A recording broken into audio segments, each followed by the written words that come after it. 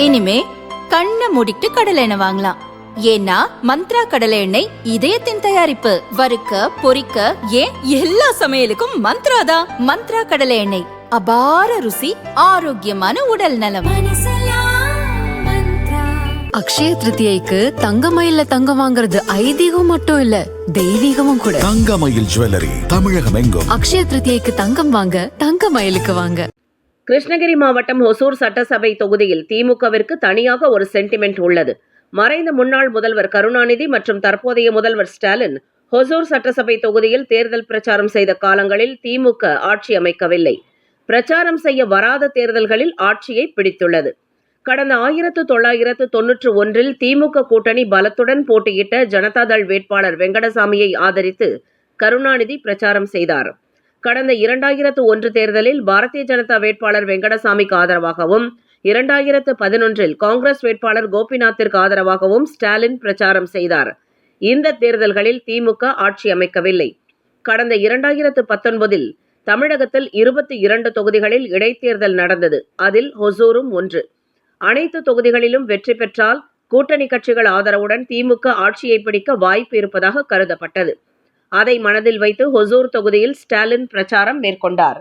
திமுக வேட்பாளர் சத்யா வெற்றி பெற்றார். ஆனால் தமிழக அளவில் திமுகவால் ஆட்சியை பிடிக்க முடியவில்லை.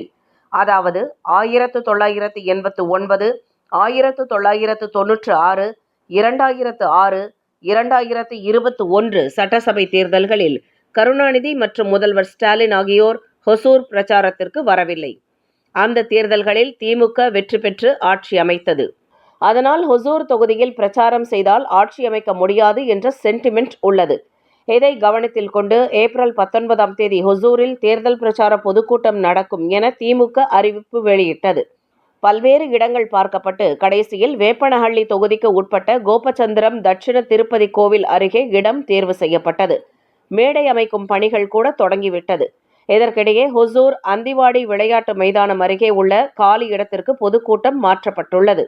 இதில் காங்கிரஸ் தலைவர் மல்லிகார்ஜுன் கார்கேவும் பங்கேற்க உள்ளதாக தகவல் வெளியாகியுள்ளது. இதுகுறித்து திமுகவினர் கூறியதாவது: ஒசூரில் இருந்து பொதுக்கூட்டம் நடக்கும் இடத்திற்கு 25 கிலோமீட்டருக்கு மேல் பயணிக்க வேண்டியிருப்பதால் ஒசூர் அந்திவாடி பகுதிக்கு பொதுக்கூட்டம் மாற்றப்பட்டுள்ளது. ஒசூர் பகுதியில் முதல்வர் ஸ்டாலின் பிரச்சாரம் செய்த ஆண்டுகளில் வேட்பாளர்கள் வெற்றி தோல்வியை தாண்டி திமுக ஆட்சி அமைக்கவில்லை என்ற சென்டிமெண்ட் உள்ளது.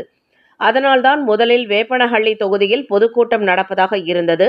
ஆனால் ஒசூர் சென்டிமெண்ட்டை மாற்ற வேண்டும் என்பதற்காக ஒசூருக்கே பொதுக்கூட்டம் இடமாற்றம் செய்யப்பட்டுள்ளது என அவர்கள் கூறினர்.